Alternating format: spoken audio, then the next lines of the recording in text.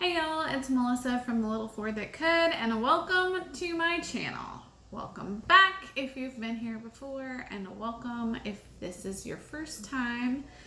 I am a mom of 3, and we are homeschoolers, and my youngest has a severe, really long list of food allergies and a rare illness, and so most of what you find on my channel is homeschool content, but also allergy life content, rare illness content, and just mom stuff. So if you're into that, I'd love it if you'd hit that red subscribe button and stick around. Hopefully I'll get to know you a little bit. So today we're talking about something that really hurts my heart a little bit. And that is the Good and the Beautiful math activity box for levels 1 and 2. So if you've watched any of my other videos on my channel, you know that we do use the Good and the Beautiful math for my youngest son, Ford, who my channel is named for. And so this year we're moving on to the level 1 math for him, and I have been watching the site like a hawk, and if you have been doing that too, you know that the activity box is out of stock. And I have emailed with them, and they're telling me that by the end of the month it will be, I don't know what that sound was. My whole family is all doing different things, some of which are nearby, and so I don't know what that sound was. Anyway, sorry if you heard that. I lost my train of thought. Oh yes. So they're telling me that the math activity box will be back at the end of the month. But I have a small case of OCD and I'm stressing out about it. And so if you're familiar with it, you know that there's a PDF version of that activity box that you can purchase. It doesn't include everything, but it includes a lot of the items that come in the activity box, and you can print them out and make them yourself. So that's what I'm doing today. I am sharing with you how I went about preparing an activity box using their PDF file, since the actual activity box is out of stock. So if you are in the same boat I am and you are like, how will I ever make this happen? I don't want to have to choose a new math curriculum, and you want to see how I did it, stick around because I'm about to show you.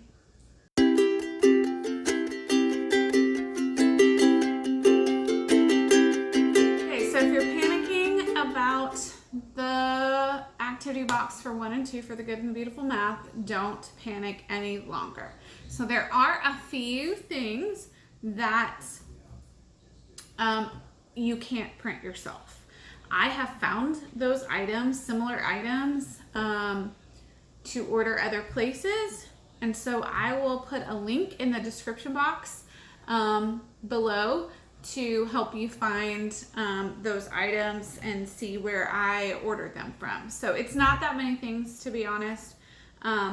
It's a clock, the wooden geometry shapes, a mini measuring tape, 10-sided dice, game pawns, and counting chips. Those are the only things that you aren't able to print off yourself. So I'm going to link those in the description box below, where I found some alternatives that will work for those items. And so you can check those out for yourself. If you found something that you think is better, let me know. I haven't actually ordered any of those items yet. I've just located them. So if you found a better version or a more affordable version, I'd love to know. So pop that in the comments below if you have done that. So I am actually printing things off right now as I'm filming, because as you know, printing in color takes, well, for me, it takes forever. My printer is slow. My printer does beautiful printing, but it is rather slow. And so I am sort of filming this along as I print, because if I waited till it was all printed, that would take forever. So just to start out, I am printing everything either on cardstock or on 28-pound paper. And so I'll make sure to let you know which is which when I get to each item. I am also using this laminator to laminate quite a bit of it, almost all of it. I will try to put a link to this laminator in the description box as well. I got this off Amazon, but I got it like, it feels like 100 years ago, before I was a homeschooler, when I was still teaching in the classroom. And I got that because just sometimes, even as a classroom teacher, when you have a big fancy professional laminator accessible to you, sometimes it's still just easier to do things at home. And so I invested in this laminator. It wasn't very much to use for my classroom years ago, and I used it at home while I was, hey Zazu, sorry. I have used it at home while I was still in the classroom, just like for different keepsakes and schoolwork that the kids brought home that we wanted to keep and preserve, or different things like that. So it's always come in handy, but now it really comes in handy as a homeschooler. So I imagine this is still for sale, even though I got it a long time ago, and I will try to look for it and link that in the description box below as well. Couple of other supplies I have on hand that are also all from Amazon that I'll try to link below are the laminating pouches that go with my laminator, also from Amazon, and my paper trimmer that is also from Amazon. So this is this along with my printer and 28-pound paper, and I believe it's 110-pound cardstock is what I am using for the majority of this. So like I said, I'll try to link all that below, and let's get going.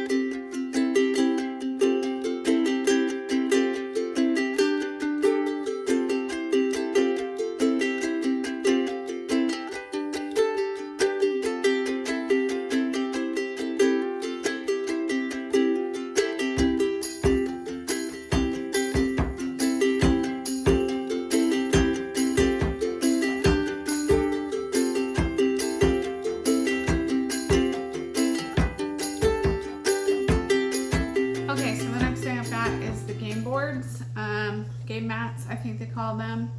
I also printed these on 110-pound cardstock, and I printed them on both sides.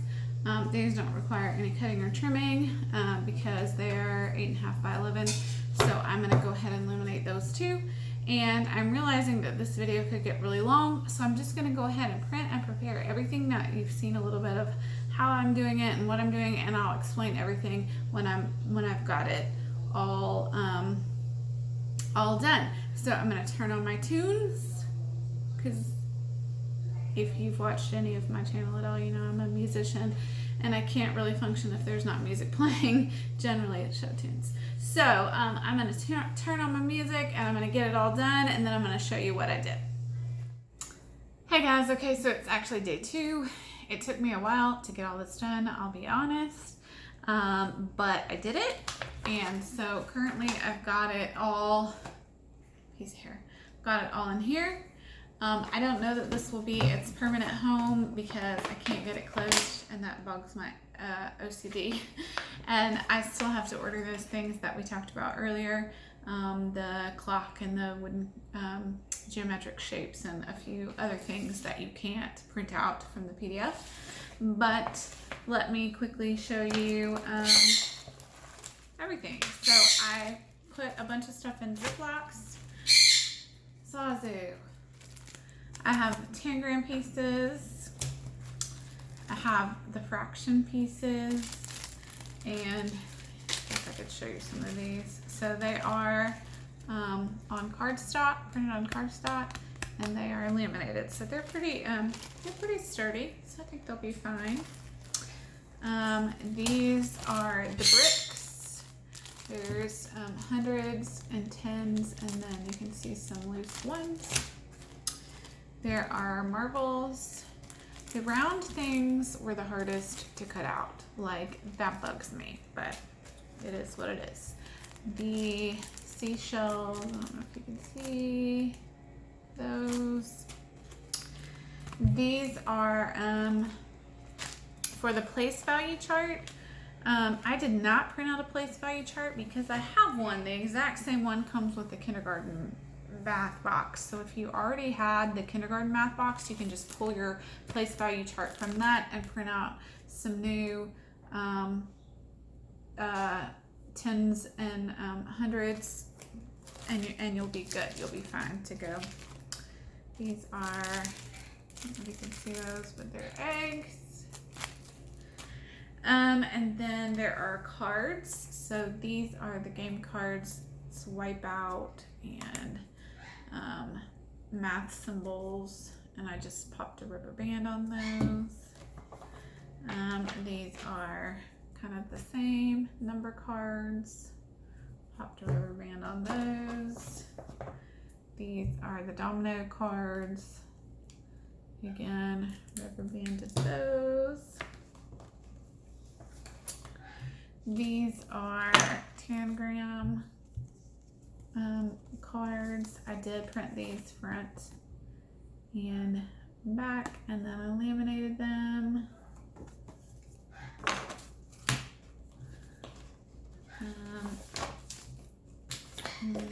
The other larger 10-gram cards.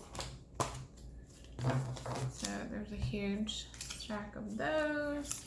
They were also printed front and back. Now my lamination is a little shinier. You can see the light reflecting. My lamination is a little shinier than what theirs would be probably. So it's not great for on camera, but it'll be fine for our purposes of actually working with them. These are the Junior Explorer cards. So again, these were also printed front and back, and sorry, the lamination's shiny, so you see in reflection. And two more things. These are all the game mats. These were also printed on 2 sides, and so there's quite a large stack of them. They're all 8.5 by 11. They're all printed on cardstock on both sides, and they are all laminated. And then the last thing is the game instruction booklet. So I printed the front cover and the back cover on cardstock. I believe it's 110-pound cardstock, and I laminated it. And then I printed the actual pages. I don't know if you can see that. It's not wanting to focus. I printed those on 28-pound paper, front and back. So I normally like to spiral bind things, but this, as you can see, it's super thin, so it just didn't make sense to spiral bind it. So I just put 3 staples in it, and I think it's gonna work out fine. I can open it enough to see all I need to see in any particular on any particular page. So I'm happy with that. I think that will be fine. So that is how I put together the math activity box for levels 1 and 2 for the good and the beautiful, since it is unavailable and out of stock right now. I'm sure now that I've finished doing all this, it'll probably come in stock. But anyway, I'm going to post, as I said before, I'll post the links to all the tools and equipment and products I used to do this. And then I'll try to also put links in the comments to the other things that I'm going to be ordering that you can't print out to go with this curriculum. So let me know what you think. Give me a thumbs up if you liked this video. Don't forget to hit that red subscribe button if you haven't already, and I'll see y'all next time.